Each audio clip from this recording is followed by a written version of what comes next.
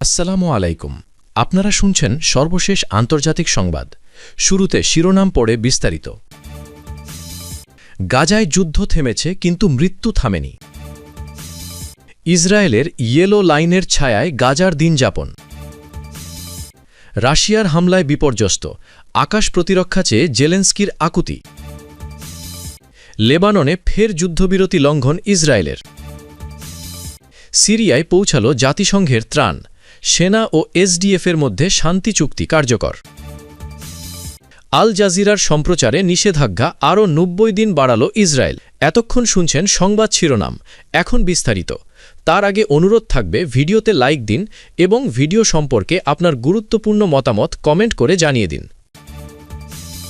গাজায় যুদ্ধ থেমেছে কিন্তু মৃত্যু থামেনি। গাজায় ৪ মাস ধরে যুদ্ধবিরতি চললেও থামেনি মৃত্যুর মিছিল। এবার শত্রু হিসাবে আবির্ভূত হয়েছে হাড় কাঁপানো শীত, ভারী বৃষ্টি এবং চরম অপুষ্টি। ফিলিস্তিনি স্বাস্থ্য মন্ত্রণালয় জানিয়েছে, শীত শুরু হওয়ার পর থেকে এখনও পর্যন্ত অন্তত ১০টি শিশু হাইপোথার্মিয়ায় বা প্রচণ্ড ঠান্ডায় জমে মারা গেছে। গত ২৪ ঘণ্টায় আল আকসা শহীদ হাসপাতালে ৩ মাস বয়সী এক শিশুর মৃত্যু হয়েছে কেবল তীব্র শীত সহ্য করতে না পেরে। খান ইউনিসের নাসের মেডিকেল কমপ্লেক্সের শিশু বিভাগের প্রধান চিকিৎসক ড আহমদ আল ফারায়া জানান, শিশুদের শরীরের চর্বি কম থাকা এবং শক্তি সঞ্চয় কম হওয়ার কারণে তারা ঠান্ডায় সবচেয়ে বেশি ঝুঁকিতে থাকে। বিশেষ করে যেসব শিশু সময়ের আগে জন্মেছে বা যাদের ওজন কম, তাদের বাঁচানো কঠিন হয়ে পড়ছে। মানবিক সহায়তা সমন্বয়ের জন্য জাতিসংঘের কার্যালয় OICHA জানিয়েছে, গাজার লাখ লাখ মানুষ বর্তমানে বাস্তুচ্যুত হয়ে খোলা আকাশের নিচে বা তাঁবু গেড়ে বসবাস করছে। গত এক সপ্তাহে প্রবল বাতাস এবং বৃষ্টিতে শত শত তাঁবু ক্ষতিগ্রস্ত হয়েছে, যার ফলে গৃহহীন মানুষগুলো সরাসরি শীতের কবলে পড়েছে।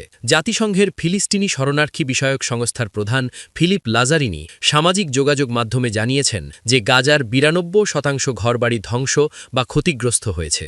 ধ্বংসস্তূপের নিচে জমে থাকা বৃষ্টির পানিতে যেমন ঘর ধসে পড়ছে, তেমনি অবিস্ফোরিত বোমার আতঙ্কও রয়ে গেছে। শীতকালীন বৃষ্টির কারণে ঘর ধসে এখনও পর্যন্ত অন্তত ২৪ জনের মৃত্যু হয়েছে বলে নিশ্চিত করেছেন স্বাস্থ্য মন্ত্রণালয়ের মহাপরিচালক ড মুনির আল বারাশ।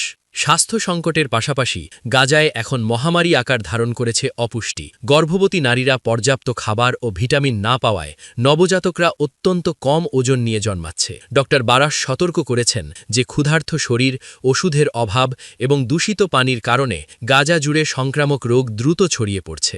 যুদ্ধবিরতি চললেও সাধারণ মানুষের জীবনে স্বস্তি ফেরেনি। ইসরায়েলের ইয়েলো লাইনের ছায়ায় গাজার দিনযাপন। যুদ্ধবিধ্বস্ত গাজায় ইসরায়েলি সেনাদের সর্বশেষ পুনর্নিয়োগকৃত রেখা হিসাবে চিহ্নিত হলুদ রঙের কংক্রিট ব্লক, যাকে ইয়েলো লাইন বলা হচ্ছে, সেটি হল গাজা যুদ্ধবিরতির প্রথম ধাপ অনুযায়ী ইসরায়েলি সেনারা প্রত্যাহার করেছে এমন সীমারেখা। সামরিক মানচিত্র অনুযায়ী এই রেখা গাজার পূর্ব সীমান্ত থেকে অন্তত ১.৫ থেকে ৬.৫ কিলোমিটার বা ০.৯ থেকে ৪ মাইল ভিতরে প্রসারিত হয়েছে এবং প্রায় ৫৫% অঞ্চলকে আচ্ছাদিত করছে। এই রেখা গাজাকে ২ ভাগে বিভক্ত করেছে, একটি পূর্বাঞ্চল যেখানে ইসরায়েলি সামরিক নিয়ন্ত্রণ কার্যকর এবং একটি পশ্চিমাঞ্চল যেখানে প্যালেস্টিনিয়াদের চলাচল কিছুটা সহজ হলেও তারা বিমান হামলা এবং জোরপূর্বক স্থানান্তরের ক্রমাগত হুমকির মধ্যে থাকে। ইসরায়েলের বর্বর হামলা, বিস্ফোরণ এবং ধ্বংসের কারণে ঘরবাড়ি ভেঙে গেছে এবং শহর এলাকা সমানভাবে সমতল হয়ে গেছে, যেখানে ধ্বংসাবশেষ চোখের সামনে ছড়িয়ে রয়েছে।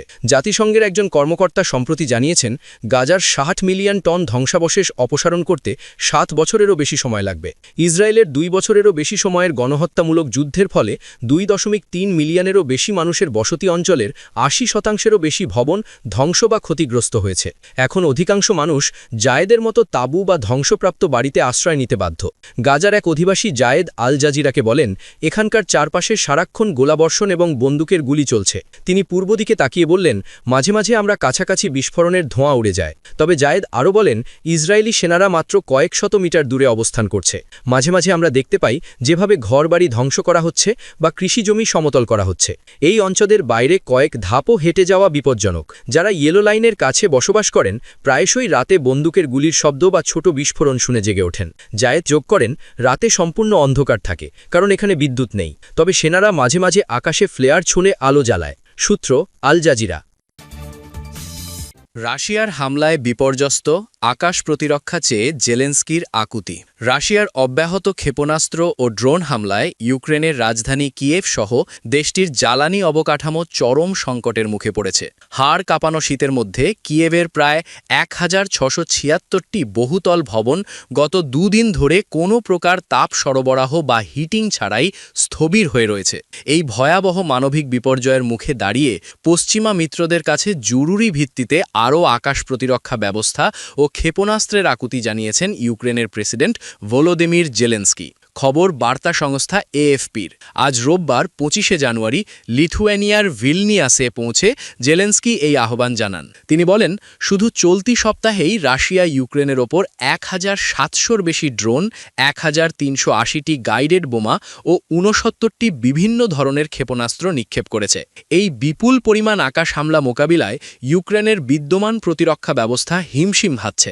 বিশেষ করে -10 ডিগ্রি সেলসিয়াসের নিচে তাপমাত্রায় হিটিং ব্যবস্থা অচল হয়ে পড়ায় কয়েক লাখ মানুষ চরম দুর্ভোগে পড়েছেন। কিয়েভের মেয়র ভিটালি ক্লিটস্কো জানিয়েছেন, শনিবারের ভয়াবহ হামলায় রাজধানীর কেন্দ্রীয় হিটিং সিস্টেম ক্ষতিগ্রস্ত হওয়ায় 1.2 মিলিয়নের বেশি মানুষ বিদ্যুৎহীন। কয়েক হাজার অ্যাপার্টমেন্ট পানি ও তাপহীন হয়ে পড়েছে। পরিস্থিতির ভয়াবহতা বিবেচনা করে ইতোমধ্যে শহরটি থেকে প্রায় 5 লাখ মানুষকে নিরাপদ স্থানে সরিয়ে নেওয়া হয়েছে। ভিলনিয়াসে আয়োজিত এক অনুষ্ঠানে জেলেন্সকি জোর দিয়ে বলেন, আকাশ সুরক্ষায় আধুনিক ক্ষেপণাস্ত্রের যোগান নিশ্চিত করা ছাড়া এই পরিস্থিতি সামাল দেওয়া অসম্ভব। এদিকে পোল্যান্ড ও লিথুয়েনিয়া ইউক্রেনকে শত শত জেনারেটর দিয়ে সহায়তা দিয়েছে। তবে কিয়েভের মেয়র জানিয়েছেন, তুষারপাত ও পুনঃ হামলার কারণে মেরামত কাজ বারবার বাধাগ্রস্ত হচ্ছে। অন্যদিকে গতকাল শনিবার আবুধাবিতে রাশিয়া ও ইউক্রেনের মধ্যে চলা মার্কিন মধ্যস্থতার শান্তি আলোচনার প্রথম পর্ব শেষ হয়েছে। তবে এই আলোচনায় বড় ধরনের কোনো অগ্রগতি হয়নি, যা এই যুদ্ধ পরিস্থিতির ভবিষ্যৎকে আরও অনিশ্চিত করে তুলেছে। লেবাননে ফের যুদ্ধবিরতি লঙ্ঘন ইসরায়েলের। লেবাননে আবারও যুদ্ধবিরতি লঙ্ঘন করেছে ইসরায়েল। হিজবুল্লার একাধিক ঘাঁটি টার্গেট করে হামলার কথা জানিয়েছে ইসরায়েল প্রতিরক্ষা বাহিনী আইডিএফ। খবর দ্য জেরুজালেম পোস্টের। রোববার 25 জানুয়ারি হামলার একটি ভিডিও প্রকাশ করেছে ইসরায়েল। তাদের দাবি, হিজবুল্লাহ হামলা চালাতে পারে বলে শঙ্কা ছিল, ঝুঁকি বিবেচনায় আত্মরক্ষায় চালানো হয়েছে অভিযান। এই হামলায় প্রাণ হারিয়েছেন সশস্ত্র গোষ্ঠীটির হেড অফ আর্টিলারি মুহাম্মদ আল হুসেনি সহ 2 জন। বীর আল সানসাল ও বেক্কা ভ্যালি সংলগ্ন এলাকায় হয়েছে এ অভিযান।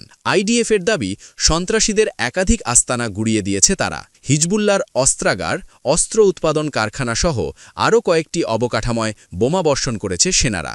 MHR